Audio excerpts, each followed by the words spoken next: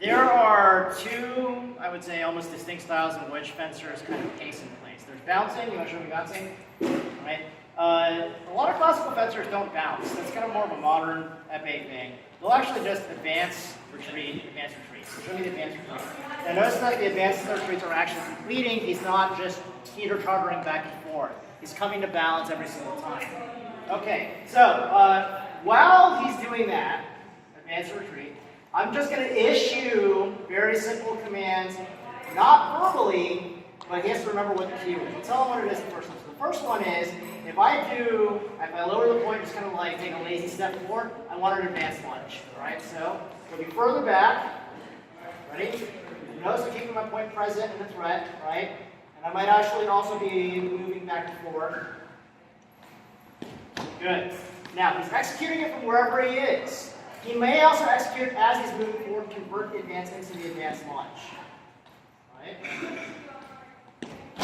So he doesn't take an advance and then an advanced lunge, he just converts the next advance into the advanced lunge. That's the first cue. Alright, so next action is a different threat. Now, notice that there is a little bit of confusion between these two. There's a little bit of interference between the previous cue and this next cue. Now, the next cue is a stop hit.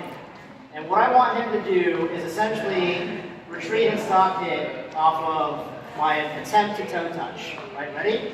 I'll just make Good. Alright. Now, depending on where the fencer synchronizations are, it's going to happen differently for everybody. It may happen at a very inconvenient time, right? As he's advancing in the middle of the advance. It may happen at a more convenient time, like as he's moving backwards. Right? Okay, that's the second cue. Now the next one is an attack, not towards the feet, but towards the body. And for this, he retreats when I lunge. When I recover, he's going to lunge. Ready?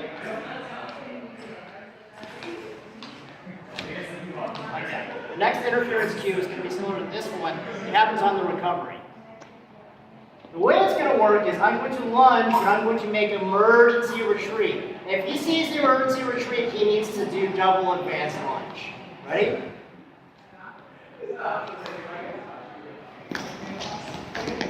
Good. Now you'll notice that I begin the recovery almost as soon as I finish the lunge. And the reason why is from a pedagogical standpoint, I need him to be able to see what the recovery is going to look like before he even finishes the two advances and begins the lunges. If I try to abort and get out after he's already lunged, it doesn't make sense for him to do double advanced lunge. This is an incorrect cue. Ready? There's no reason for it to chase me down after that initial lunge. Right? So it has to be immediate.